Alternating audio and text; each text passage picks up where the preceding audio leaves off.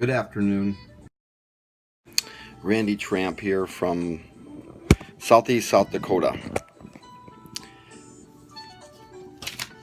I'm a freelance writer, and I'm going through the book Self-Editing for Fiction Writers by Rennie Brown and Dave King.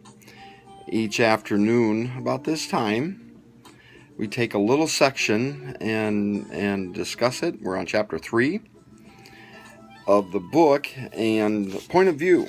We're going to talk today more about point of view. We started that the middle of last week, and I'm learning. I am learning, and so we're going to go more into that as we learn how to self-edit for fiction writers. And this is maybe a simple lesson, but it's one that we should know. There's basically three types of point of view that is used. Excuse me. First person, which is I have seen some stories that use first person. There is third person, which is you. And then there's one we're going to talk about today, omniscient, which is the author addresses the reader.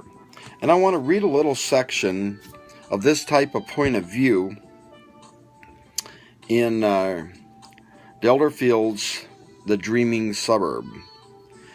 Here is the omniscient point of view. In the spring of 1947, the bulldozers moved down the cart track beside number 17 and deployed across the meadow to the fringe of Manor Wood. The bulldozers ravaged the avenue and despoiled its memories. In the first week, they clawed down the tiny greenhouse where Esme first kissed Elaine, and Elaine's father, Edgar, had tended his flowers and planned to abandon his family. It was not long before concrete mixtures were set up on the very spot where Judy Carver had pledged her soul to Esme Frazier, and later, when the first Dorners droned overhead, Elaine Frith had laid her Polish lover in the long parched grass. That is that omniscient point of view. It is easy to introduce information this way. You could see many things that are shown in this paragraph. But it's a little bit, you lose the intimacy. You don't actually get into the head of the person. You're in the head of the author, the way the author sees that. And many books were written this way in the past. There are some books that are written this way today. I personally have not read any of them. I like third person. That's usually what I write in. And at times I like reading in first person. I've never written a book in first person. Not to mean that I won't, but at this time I write in third person. And so, but what you gain in perspective, you may lose in intimacy. Okay, let me read another one. And this is also the omniscient narrative voice. In a small town, South Carolina towns, most houses are built to the shadow of tall trees. Each autumn, the children charged with yard curse the leaves that seem to multiply on their way to the ground. But in mid-afternoon, during the dog days of August, when the blazing sun takes possession of the trees and bakes anyone who dares to challenge it, entire families retreat to their front porches there to wait the stray breezes happen by the shade of those same trees. On such a tree, a tall oak stood in the front yard of the house. where Coral Blake rented from a man who had long ago moved his family north. The lush expanse of the autumn, the oak, belied the barren nature of the surrounding yard, where little grew except spurs, clumps of grass, random weeds, and a scraggly pair of bushes, pale blue instead of violet. It contains all the information, but it lacks warmth. It tells us what's going on, but there's not a personal touch to it. And let's read the same passage, but this time it's in third person. And take a note at what starts to come up. Coral Blake mopped the sweat of her eyes and looked up at the dusty green underside of the oak.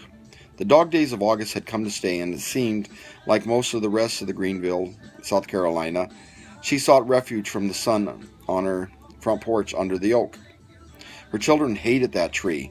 Every fall she'd chase them out to the scraggly front yard with a rake, and every fall she'd watch them curse the leaves that seemed to multiply as they fell. But now, with her head leaning back against the cool metal of the glider, the tree seemed to be a blessing. See how much more personal it is? How much it you can it's like you're in the thoughts and of Coral. You can, I know in the second passage, reading it in the third person, you can almost feel that heat. The first time omniscient view, it was a little bit impersonal. It gave me the thing, but I didn't feel like I was into the story. That's the difference between third person and omniscient. And basically, when we, even in third person, there's times where the writer will slip into narrative summary. And by definition, that is the same, that is omniscient point of view. And so it's best to take this and make it into a person actually going through the motions and instead of an information dump. But sometimes it is effective to go ahead and put it in as a narrative summary.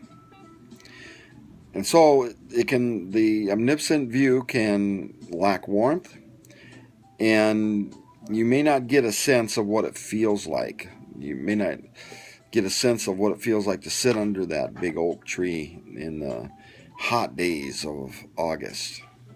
Or if you're talking about a creek, the coolness of the water as you put your feet into it. It's an author standing back. Think of it as this way. Think of it as a camera that is filming